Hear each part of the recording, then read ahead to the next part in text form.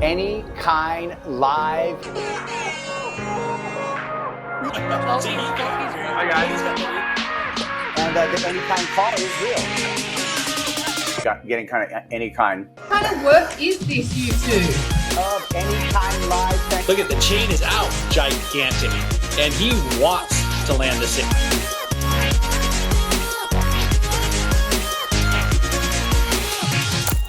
Welcome to another episode of Any Kine Live. I'm Kaipo Guro, and I'm so happy that you're able to join us. And I'm going to have a couple of my friends on this show today. So we're going to be rehashing some stories, telling some new stories, recounting some old stories. First of all, I always like to welcome from our sponsor, Freeline Surf Shop. We're in Santa Cruz, California. The tall, dark, and handsome Peter Mel.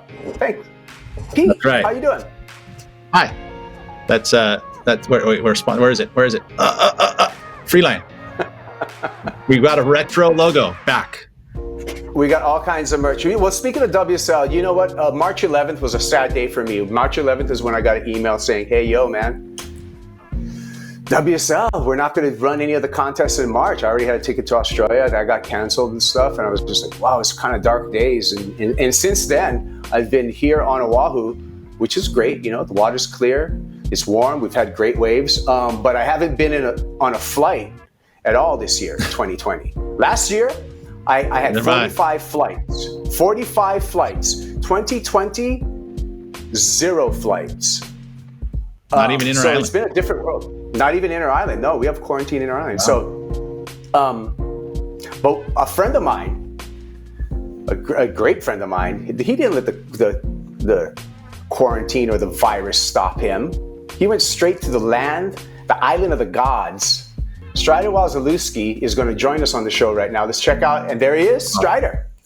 What's up, guys? Peter, Kaipo. I miss you guys. I miss you. Strider, I miss you, you know? And I miss you guys. I do. I haven't seen you guys in the flesh in a while, and it kind of sucks. I want to get a hug.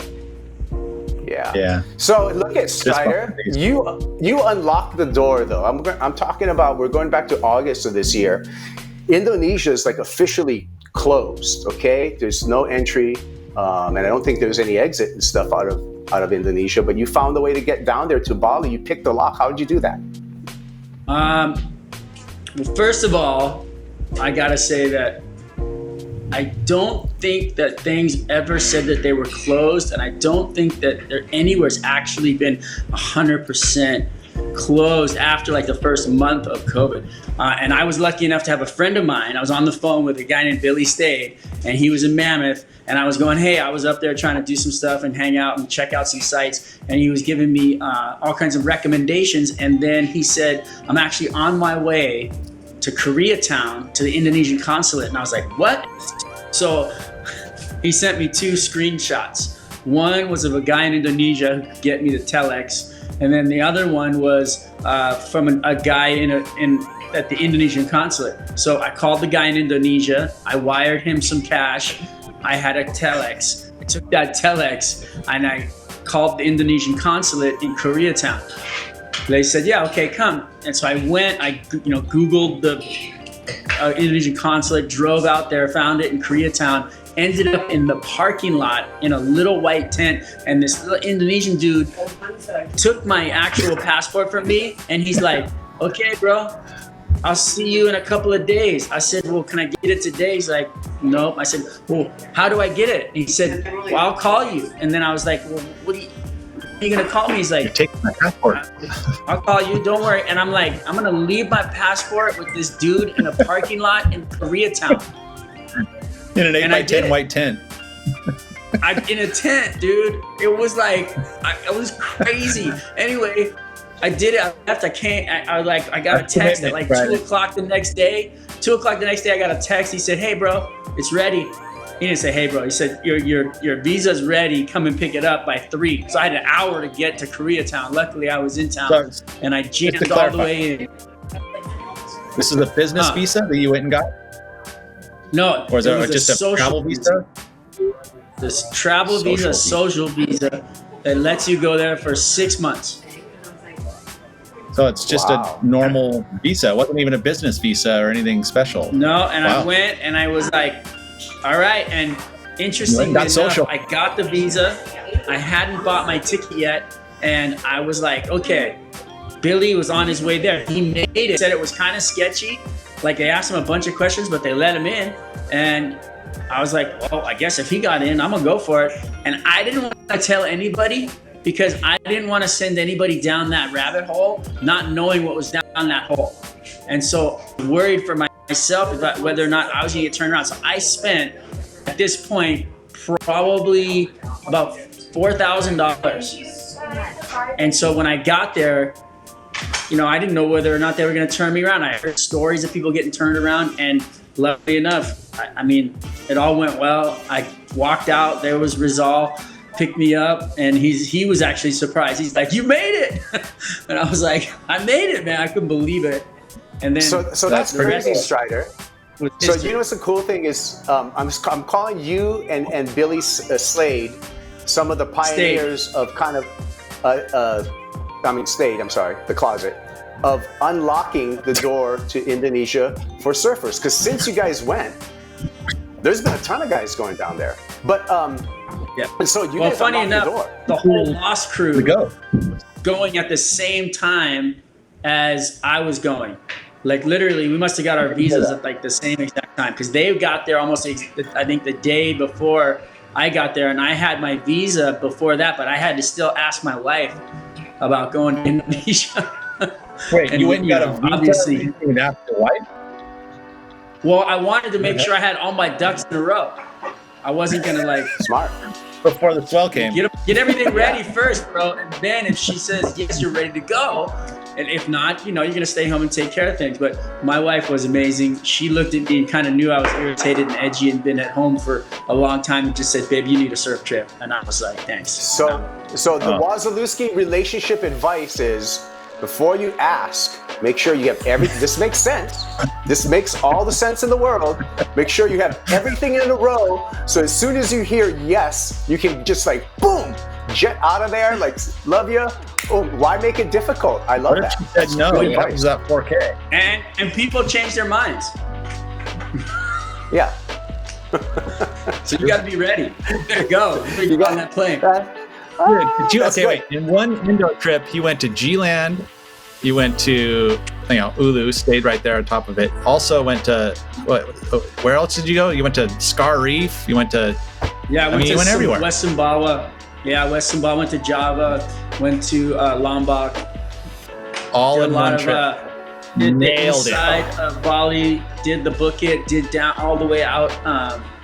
I mean, it was amazing. I went to parts of Bali I'd never seen before, and with Rizal, went to secret spots, surf secret beach breaks. I mean, we had honestly, it was. Dude, there's videos on YouTube. I seen it.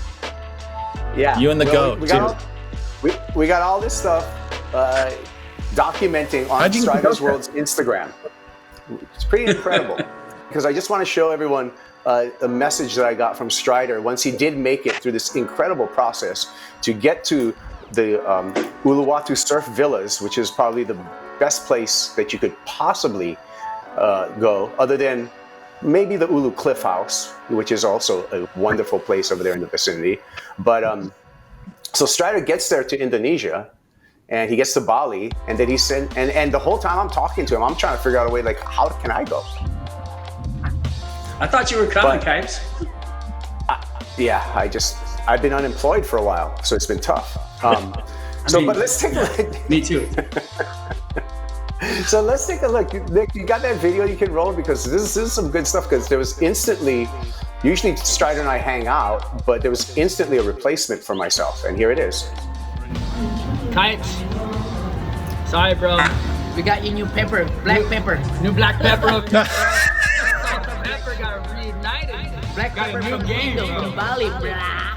Indonesia with some Polish salt and Indonesian pepper. Oh man, that was it, dude. He's another good-looking pepper, though. I would say it's another good-looking pepper. Yeah, was on fire over there. You know what? The thing I didn't document on this trip, and it was probably one of the most amazing moments. It was right out of the street in Bali. You know how small the streets are. Yeah, so we have some tiny streets, and Kelly Slater, Rizal is driving. Kelly's in the front seat. I'm in the back seat in the van. and we see Batet on the moped, and he's like going the opposite way. And the next thing you know, I hear a knock on the window, and I look over, and Batet is at the window, knocking on the window, driving a scooter right next to us. I open the window, and the next thing you know, up into the window comes all my laundry that I gave him.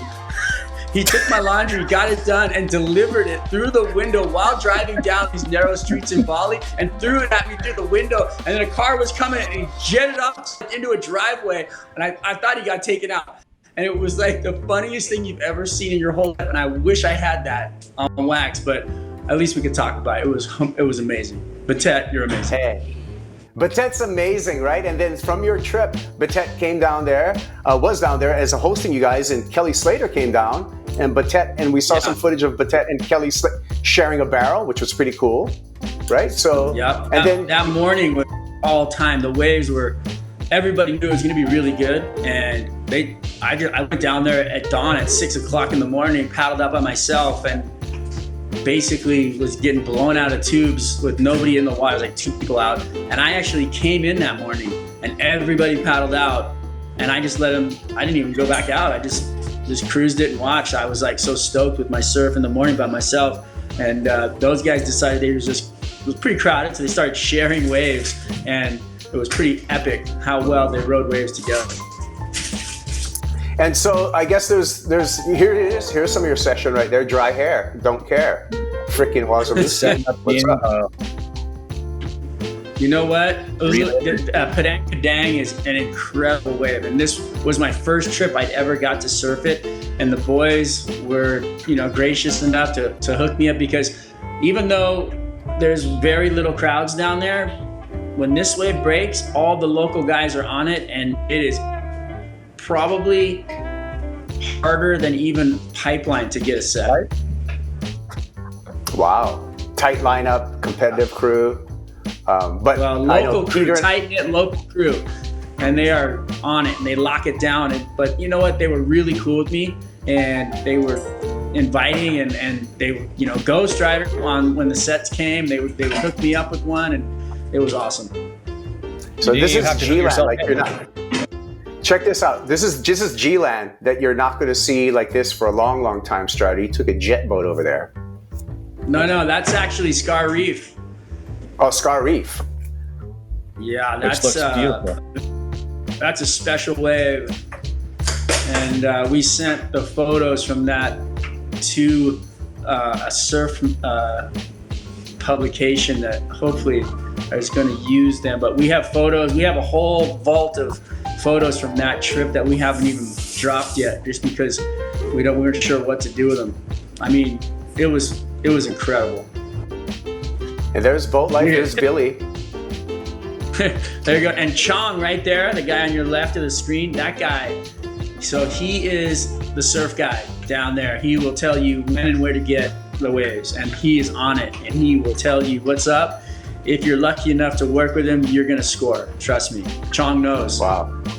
So Strider, you also had, and there's a shot of you at Karama's on the backhand, and yeah, we went right. It was so nice to go right. We went left so much, and then finally we got to go right. We're pretty happy.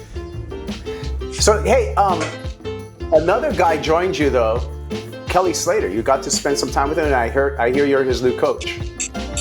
You know what, Kelly? He came down there. I think he was a little bummed he missed the first swell to G-Land, which was really fun, but he is actually just rubbing it in my face right now, because he's still down there, and he is just sending me photos of him getting just the craziest barrels, and he's just laughing, going, "Wish you were here, bro."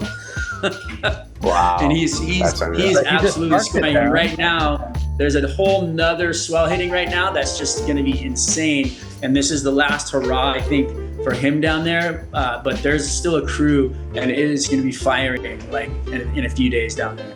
Anyway, Kelly showed up and was, true Kelly form. I mean, he was happy and surfing every day, all day, and high-fiving. And it was probably the best I've seen him in a long time. So it was a breath of fresh air to see somebody you've known your whole life, and to see him looking better than he's ever looked to me. That's awesome. What about how about some of the people? What do you say, Peter? I said inside scoop. He's on fire. So if you want to, if he's going to be heading into pipe for the first event, which is in December, right? Isn't there still that? He's going to win. He's going to win. Here's the deal. Kelly also, Slater's winning pipeline. We already said it.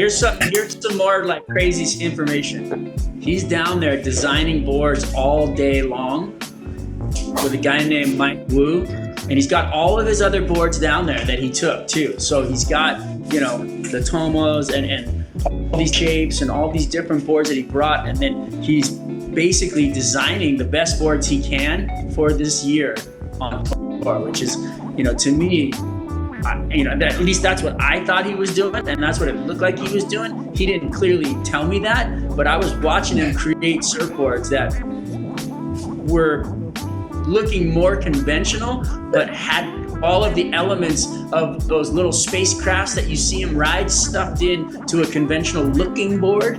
But inside of that board is everything that he needs to do what he's been wanting to do, or ride the boards he wants to ride, but they're just have more, almost like a shell around all these little things that he's not going to talk about. So is he actually not going to designing it on the computer?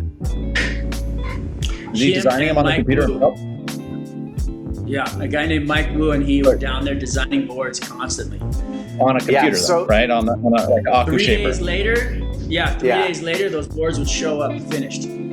So he's just getting batches of boards. So Mike Wu is one of my generation here from town, and he expated over there probably a couple of decades ago. He's right from up the hill in Kaimaki. Great shaper. He's right around my age. And so I'm just stoked to hear about that collaboration between Mike Wu and Kelly Slater. That's awesome. That's cool. See, that's why we came to you for the Inside Scoop, Strider. And I want you, Strider, to do some shout outs for the people that made that trip so special, because some of those people are special to me too. You got Uluwatu Surf Villas, the Ulu Cliff House, Betet, Rizal. Who else? Well, to be honest, Billy State is the one that got me down there. But the guy who told Billy, so I guess I got to go back to that, is Tom Resvin. No, Rezi? Really? Rezi's the guy that got the info to him. So I'm stoked on you, Tom. And then, we got Rizal, you got Marlon, you got Chandra, that's Rizal's wife, who was just amazing, making mad meals down there. We got Betet, you got everybody down there. I mean, I have to thank Kelly, because that was, he's been a longtime friend, but to actually get to spend that kind of quality time with somebody and have that open world, and enjoy that together was something I really cherished. And then you got Josh down there from the Ulu Cliff House. You got Tim and the boys from the Uluwatu Surf Villas that just really did take care of me. That was next level. So I really appreciate that. You know what? It was as good as it gets down there, and it was, I was hanging out with hip hop legends. I mean, it was crazy down there. Being plugged in to a place that the energy you already know about, but to not have an entire world sucking all that energy and you kind of getting more of it, it was special. And all the Padang boys, the Ulu boys, the Bingin boys, everybody down there were just hooking us up. So I really do appreciate that. And Koa Kai, the boat that we got on, next level. That speedboat would do 50 knots in smooth water and just get you everywhere you needed to go. And Chongy had just us hooked into that boat, and we were just flying everywhere to get waves. I mean, you could, day missions. Okay, so next time I want to go with you for sure, because I like to draft off the trails that you've already paved. Think about it though. There's not a whole lot of opportunities to do that trip. Well, let me just. I'm going to do a blast to the past. You nailed it. We were super proud of you. I want to go to a blast from the past though, looking to 2019. Nick the Ripper, if you can pull up that photo, because Strider took me to the Uluwatu Surf Villas, to the Mana restaurant, and then we met this guy here. Didn't plan it legend. At all. Didn't plan it, and then we ended up surfing Uluwatu with Jerry Lopez. What? That was a highlight actually That was a highlight. That was one of the coolest moments ever for me too. And you know what? Remember when we were walking down to go surf with him? The like chicken skin and the vibe of going down with the guru, you know, to surf. We went out to Secrets, right? And we ended up surfing and the sun was setting. I mean, I just like all the elements, and we were glowing, literally hanging out with that legend. So Jared Lopez, thanks for giving us some of your Ivana too. That was amazing. Yeah, that was amazing. So so I'll ride the coattails. I'll go down the trail that you already passed. Hopefully everything can open up real soon and we can see more of that stuff happening. And I think things are getting better. Things are going to get better. We're going to have an election and everything's going to be cool after that, I think. Well, I think honestly, the COVID thing, I think in the beginning it was scary because it was an unknown. And then we had to get through the middle of it where we were trying to figure out how to treat it. And now people are, you know, the death rate has gone way down and people are understanding and figuring out how to treat it and take care of people who do get it. So I think we're heading in the right direction, and then we're going to have an election, and it's going to be, you know, after that, we'll smooth into a new year, hopefully, and everybody will enjoy it. We don't know whether we're going to have change or not, but you know, we'll find out. I hope so. Yeah, we're going to find out.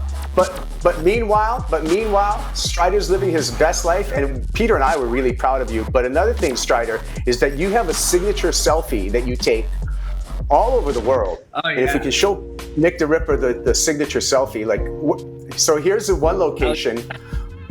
That's at my house. And then here's obviously like Mammoth Lakes kind of area, but it happens everywhere. Yeah, that's Mammoth. Yeah.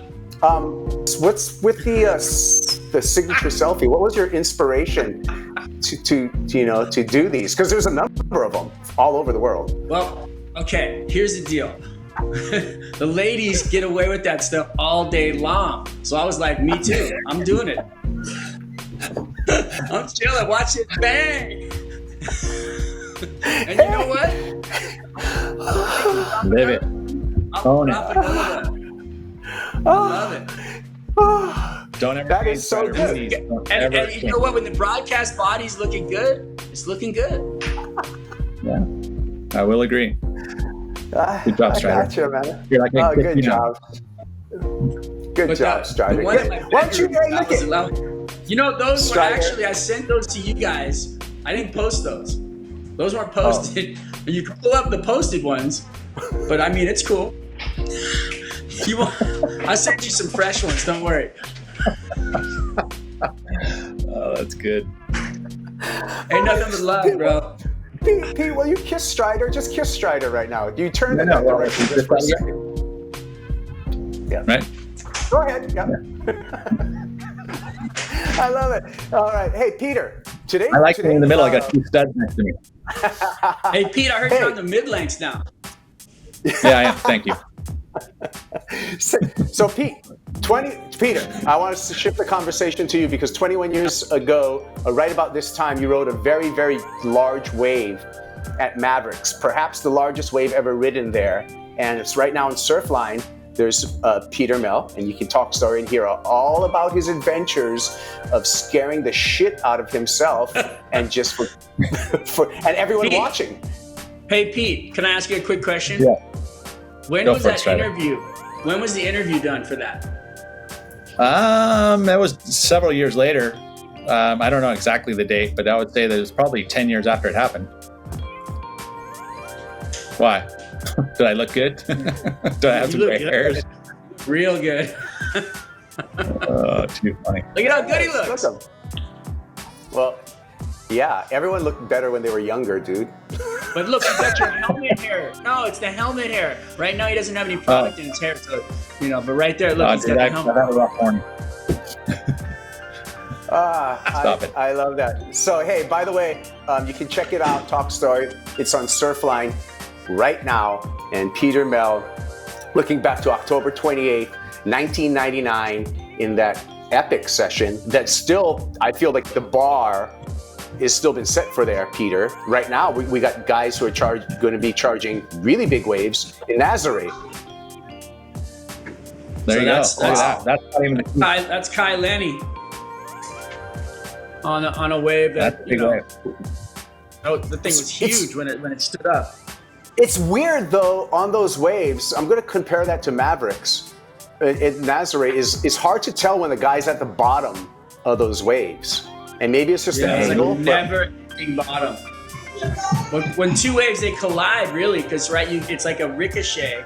So you've got one swell coming at another one, which is peaking up out the back, and then at the bottom, it's pushing together as well. So that wave really just kind of lifts almost at the bottom as well. So it's like a weird kind of rib up through it, and it makes it pretty wild to try and judge where the bottom is. Yeah, Believe me. Unreal. A lot of big wave stuff happening. It's just the beginning of the winter. We're going to have way more big waves, but look at this one in Ireland, mi hearties. When was that? There's a lap today. Look at that thing, Wow, Strider. that thing is massive. That's Strider. Dude, that's like cloud break. Is that Mulhern or whatever it is? Yeah, Mulgamore. He gets smashed here though. No. Right? He's like, yeah, watch. He makes it. And then goodbye. Oh, good night. What? Oh. Oof. Well, he made it to the end though. That was incredible. Who was that? Oh shoot, what's his name? McGuire. Right? That was mental. It's a kid from there. Peter, you uncovered something for me. The e-bike. What? Strider, is all those mountain bike rides that I'm watching you do, those 25 miles and stuff, like are those on e-bikes? Because I've been so impressed with you. I've been working myself up to 3 miles a day, and now I'm finding out that you're electrically enhanced. Well, actually, if you go on my story from yesterday, you can see that I'm riding a regular bike. And I do go back to the old bike just to go and kill myself on the mountain. But the truth is, the e-bikes, you work just as hard because it's pedal assist. It doesn't work unless you are pedaling. And then if you are on a regular bike, you're just going really slow and you're just straining your back and you're not really working your muscles. So the fact is that a lesson I learned through this whole thing is that when you get on an e-bike, you're doing just as much work, but you're not straining different things and hurting yourself. You're actually working the big muscles and not your back, and not trying to like support things that don't, when you're on the e-bike, you don't need all that support, and it's actually, really, really, really nice. But yes, So some of those rides are on the e-bike, some of them are on the regular bike. You tricked me. That is a regular bike. But it makes sense. Yeah. So there we go. All right. So that one is, So- yeah, no, No, look it. I love it. man. I love the There's some electric good stuff in skateboards. I like the e-bikes. I like everything that we're doing to be, kind of to transport ourselves without excess, right? And I think that's good. Like moving forward for this planet, we're realizing that we don't always have to hop in the big truck, huh? What'd you say? Pete? We'll get you an electric Subaru soon. Electric Subaru. Yeah, Dude. we got one of those for you. man, my you gotta get one. I love my Subarus. Just so everyone knows that at any kind that you still have your Subaru, right? You haven't upgraded. I am a Subaru fan. I've had 3 Subarus in a row. The last 20 some odd years, I've driven a Subaru, and I swear by the Subaru all-wheel drive boxer engine. There and everything else that Subaru stands for, equality. Okay, so the steering will be battery operated. So One day. We're Look, working there on it is. Oh my God, Kaipo, that's your upgrade. Could you imagine? Subaru. Could I imagine parking in the dirt that an where I Ibaru? parked to go surfing? An Ibaru. That's an Oh, Ibaru. bro. That's good. You know how long that's like. So my neighborhood is street parking. So you know how long that's going to last on the street in my neighborhood. That car. Not long. Not No, long. the thing will electrocute you. It'll Gone. zap you. Yes. Sure. You guys are a little bit older than me, but not that much. And we all have black T-shirts on and chains. Yes. What does that mean? Yeah. Is that We're from connected. We're connected. the gangster? Is that from the gangster rap era? I we think we're influenced- connected. Yeah. By that era of lifestyle and music. And that's why we're rocking still. Because we're still doing it. We've been doing it since probably for back sure. in the day, in the late 80s through 90s. This was it. So now nothing's changed. And I'm Ice glad Cube. you brought up that. I'm glad that you brought up that era and Ice Cube and all those guys, and because that almost transitions into things that make you smile. And for me, the thing that makes me smile is I look back all the way back to 2006, and this is Jimmy Kimmel. And since Halloween's coming up, we had to have the Halloween theme with Jimmy Kimmel. And who else do we have on this show? Singing the Monster Mash is Bobby Brown and Mike Tyson. Turn up the volume. If you're listening to this right now, Anytime Live, I want you to push your volume up for this one. I was working in lab late one night when my eyes saw everything. From my doctor. Or just watch Mike. Mike Tyson.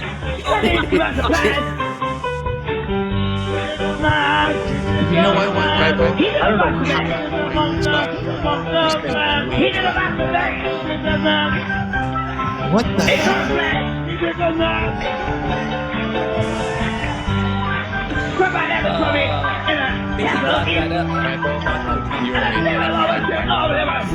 no way I can find anything illegal. There's a crescendo here with Mike Tyson. And he's the best.